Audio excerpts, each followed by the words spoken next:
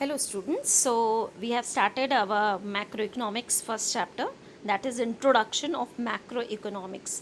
We have completed the introductory part. Now I am telling you about the economic agents.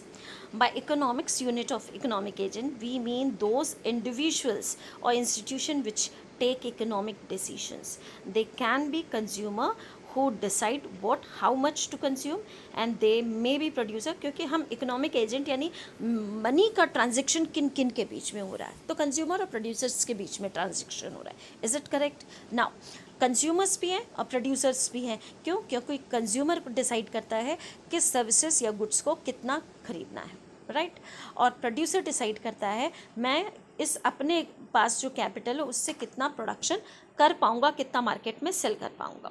And who decide what and how much to produce? Natural सी बात है, producer decide करेगा. They may be entities describe entity like the government or corporation, bank, which also take part in the economic transaction. Natural सी बात है, इनका भी अपना अपना रोल है. कॉरपोरेशंस में भी प्रोडक्शन कंजप्शन होता है, बैंकिंग में फाइनेंशियल हेल्प देने के लिए, क्योंकि इंस्टीट्यूशंस हैं, बैंक से पैसा लेते हैं, बैंक से पैसा लेके अपने प्रोडक्शन यूनिट को चलाते हैं, तो बैंक सपोर्ट करता है. गवर्नमेंट की बहुत सारी पॉलिसीज़ होती हैं जिसमें सब्सिडीज़ प्रोवाइड करता है, तो वो भी प्रोडक्शन में हेल्पफुल होता है. तो these all are the economic agent जो पैसों के ट्रांजेक्शन में सपोर्ट करते हैं. I think economic agents are clear to everyone. Moving on to next part, that is macro economy tries to address the situation facing the economy. हम जब micro हमने 11th class में पढ़ी थी. माइक्रो एक फर्म, एक हाउस होल्ड, एक producer, एक consumer, theory of demand, theory of supply के बारे में बात करता था. यदि हम नेचुरल आगे बढ़ते हैं, 11th क्लास को क्रॉस करके हम 12th क्लास में आते हैं, तो नेचुरल सी बात है हम वाइड एरिया को कवर करने वाले हैं स्टडी के लिए. यानी एज एन इकोनॉमी में हमें क्या प्रॉब्लम फेस करनी पड़ती है उसको देखने की अब ज़रूरत है. एक फर्म क्या प्रॉब्लम फेस करता है, एक हाउस होल्ड क्या प्रॉब्लम फेस करता है. We are not discussing here about the individual, we are talking about the as a whole, economy as a whole.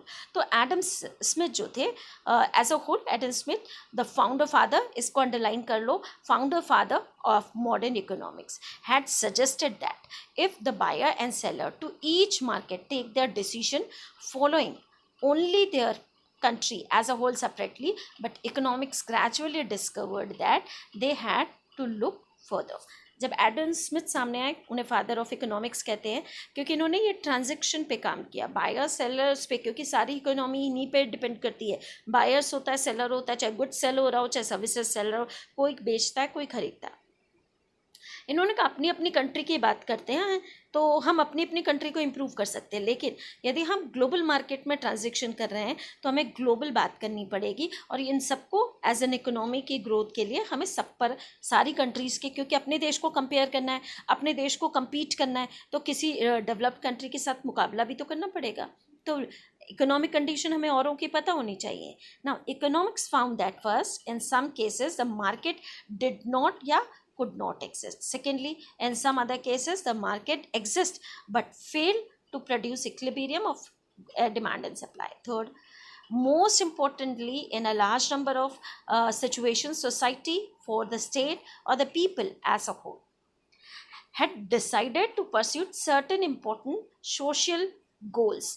Usually, अब इसमें इन्होंने कहा कि हम इकोनॉमिक्स ने क्या देखा, पहला देखा कि ज़रूरी नहीं है मार्केट एक प्लेस पे ही हो, क्योंकि ऑनलाइन मार्केटिंग भी होती है जहाँ ऑफलाइन होती है, तो हम मार्केट किसको कहें.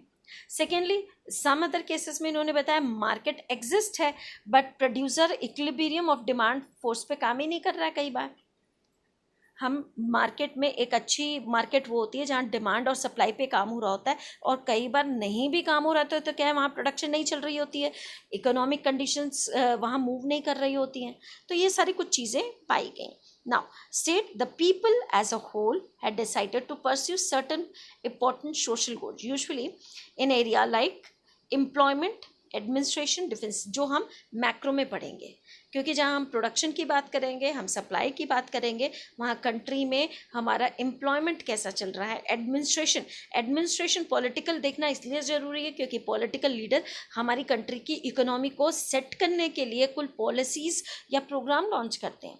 डिफेंस हमारा इक्विपमेंट्स, हमें हमारे जो इक्विपमेंट्स हैं अपनी कंट्री से है या एक्सपोर्ट हो रहे हैं, इंपोर्ट हो रहे हैं, तो उस पर भी डिपेंड करता है। एजुकेशन, हमारी जो न्यू जनरेशन है एडुकेटेड है इलिटरेट है, प्रोडक्शन पे उसका इम्पैक्ट पड़ेगा। हेल्दी है अनहेल्दी है, और for which some the aggregate effect of the micro decision made by the individuals economy agent needed to be modified। जो हम अकेले अकेले चीज़ें देखते थे, अब ज़रूरी था एज अ होल देखना, क्योंकि कंट्री में अनएम्प्लॉयमेंट होगी तो देश की जो फाइनेंशियल कंडीशन होगी वो अच्छी नहीं होगी, क्योंकि अमीरों और गरीबों के बीच में, रिच और पुअर के बीच में गल्फ क्रिएट हो जाएगा। हम हेल्दी नहीं होंगे, हमारा डिफेंस स्ट्रॉन्ग नहीं होगा, तो नेचुरल सी बात है हमारी कंट्री वीक हो जाएगी। तो अब ज़रूरी था एग्रीगेट इफेक्ट्स देखना। अब थ्योरी ऑफ डिमांड, हम थ्योरी सिर्फ एक प्रोड्यूसर की थ्योरी हम कंज्यूमर को देखें या सप्लाई को देखें, तो यहाँ ज़रूरी था as a whole aggregate demand और एग्रीगेट सप्लाई को देखना, aggregate demand and supply in the market। तो in addition it has deal with the policies, modify the forces, हम modify करेंगे, नई चीज़ें बनाएंगे। उन्होंने बनाया था, हमने अपने अपनी कंट्री में उसे लॉन्च किया, उसे किस तरह से किया, अपनी कंट्री में डिफेंस को स्ट्रॉन्ग करने के लिए, हेल्थ को, एजुकेशन को इम्प्रूव करने के लिए क्या पॉलिसीज़ लगी, उस पर काम करेंगे next in the next video.